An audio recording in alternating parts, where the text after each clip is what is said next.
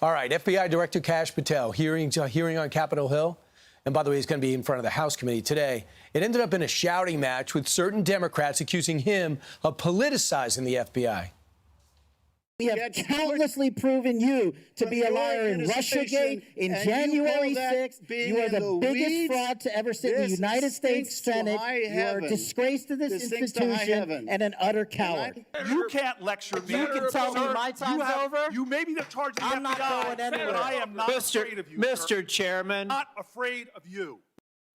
What does that even mean? I'm not afraid of you. Kayleigh McEnany is co-host of Outnumbered, the host of a new Saturday show. We're excited about it. It's going to be Saturday in America with Kayleigh McEnany from 10 to noon. That's right. Congratulations on that. It's so deserved. Thank you. And I will be watching for one. You've screwed up my weekends now. You have my mornings. I apologize. It's okay.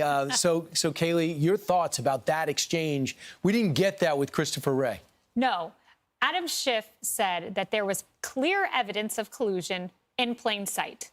This is what that man said. Clear evidence, plain sight. And meanwhile, he's privy to all kinds of classified information on top of with that. The Russia he had he had the audacity to say that.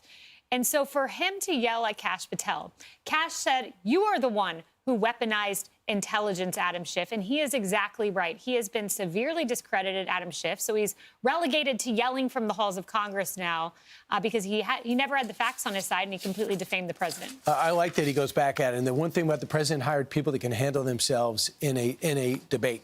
So that's he's got with Dan Bongino. That's what he's got with Kash. That's what he has with Kristi Noem, Tulsi Gabbard. So when you engage them, it's not some technocrat.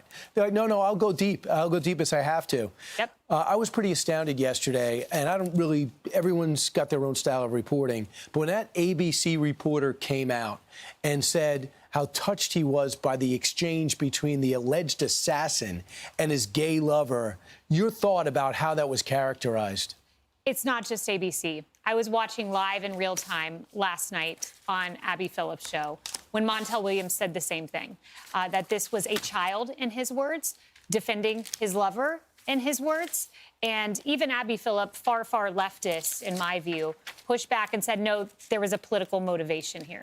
When you have the attorney general come out, or rather the district attorney, and say there was a left-wing ideology, and say there was this animus, this is a very credible DA, someone not politically motivated, someone who laid out the facts for the nation as he has found them in text messages, in a motive articulated in text messages that some hate is not worth negotiating with, which is essentially what that individual, Tyler Robinson, wrote in the text. You have a motive written out in plain sight. And yet you have people like Montel Williams and an ABC reporter denying it. It is sick. It is trying to change history. It is devastating to having any sort of accountability. And it is appalling to the family of Charlie Kirk, who deserves the truth to be reported. So when you just have the story, what do you mean with Caitlin Collins last night in her show came out and says they have not found a motive? Yeah. He said it's a motive. The motive is written in a text message, Brian. I saw that play out, too, live. I was screaming at my television. It is written out in a text message. In fact, the lover said, the roommate, why did you do this? To which Tyler Robinson responded, some hate you cannot negotiate with. Again, I am paraphrasing that. It is written for you. And a so-called journalist like Caitlin Collins, who I sparred with in the press briefing room, can't even get the facts straight. It's appalling. It is. Why do you think people going out of their way, they just don't want to make it somebody who hated the right, hated Charlie Kirk as conservative? What do they fear? They fear the actual truth taking hold, so they have to create an alternate narrative. Right. And we have to put the facts out there. We have to stop this from happening, and we have to be in this together. The left and the right, I applaud John Fetterman, someone who's come out, condemned this in real time. We've all got to stand against this. And the facts are what they are. Don't try to change them. With Dave McCormick last night on a special report, they came together to talk about how they come together because they know how wrong this is. You know what is right? Saturday in America with Kayleigh McEnany. Kayleigh, it debuts this week? It debuts on Saturday, so be there, 10 a.m. 10 a.m. Eastern time. Congratulations. It's going to be great.